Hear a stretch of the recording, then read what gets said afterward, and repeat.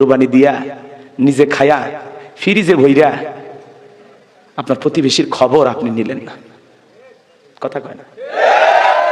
আর আলেমদের কাছে আছে জিগায় কুরবানির গোশত কতদিন ফ্রিজে রেখে খাওয়া জায়েজ?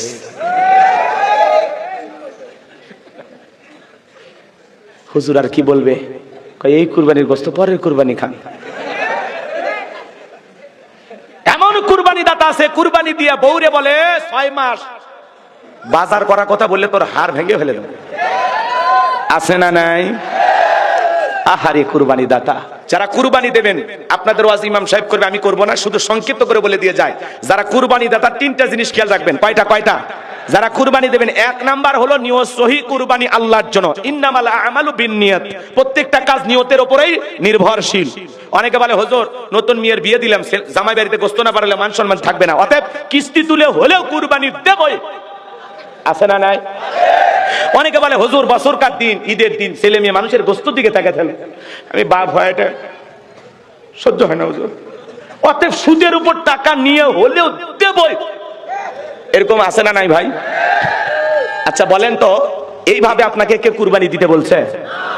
আপনার উপরে কুরবানি ওয়াজিব, সামর্থ্য আছে আপনি দেবেন। যদি সামর্থ্য না থাকে তাহলে জোর করে নিজের উপরে কুরবানি চাপায় নেওয়া দরকার নাই। কথা কয় না গো? আপনি আগে নিয়ত করে চলছেন ছেলে মেয়ের জন্য জামাই বাড়িতে গোশত পাঠানোর জন্য। কুরবানি করা মানে কি? খাওয়া।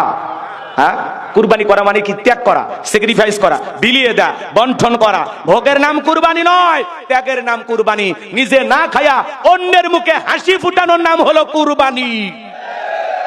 আর আপনি কুরবানি জবাই করিয়া গোশত খাইয়া ঘুঘুডাঙ্গা বাজারে যায় বলতেছেন, হে দোকানদার ভাই একটা ঠান্ডা আরসি দাও তো, আর দাঁত কিলেল করে বলে এইবারের কুরবানির গোশতের সেই টেস্ট, সেই মজা। আর এদিকে প্রতিবেশী একটু মশলা বাইটা, আদা রসুন বাইটা, আমার ভাষাকে বোঝেন? কি বলেন আপনারা? মশলা বাটা, এটাকে কি বলেন?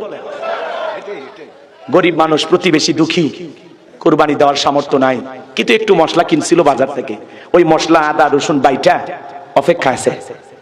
ছোট্ট বাচ্চাগুলো বলতেছে, মা তুমি কি গোশত রান্না করবে না? মা বলতেছে, বাবা ওই যে প্রতিবেশী কুরবানি দিছে, একটু অপেক্ষা করো, কোটা বাসা হয়ে গেলে তো আমাদেরকে একটু দিয়ে যাবে, সেখান থেকে আমি তোমাদেরকে রান্না করে খাওয়াবো। ওই গরিব প্রতিবেশী আপনার 2-4 টুকরা গোশতের জন্য বছরকার একটা দিন অপেক্ষায় আছে। আর আপনি কি করলেন? কুরবানি দিয়া নিজে খায়া ফ্রিজে ভইরা আপনার প্রতিবেশীর খবর আপনি নিলেন না। কথা কয় না? আর আলেমদের কাছে আছে জিগায় কুরবানির গোশত কতদিন ফ্রিজে রেখে খাওয়া জায়েজ?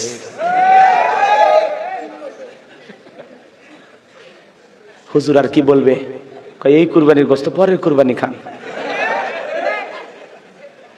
এমন কুরবানি দাতা আছে কুরবানি দিয়া বউরে বলে 6 মাস বাজার করার কথা বললে তোর হাড় ভেঙে ফেলে দেব। আছে না নাই? আহারে কুরবানি দাতা, ও ভাই আল্লাহ আপনাকে ধনী বানাইছে, সামর্থ্য দিয়েছে, আপনি তো দিতেই পারবেন। ওই যে প্রতিবেশী অপেক্ষা আসে, জানা ও ভাই জান না, ওনার ঘরে একটু একবেলা খাওয়ার মতো গোশত পৌঁছায়া দেন।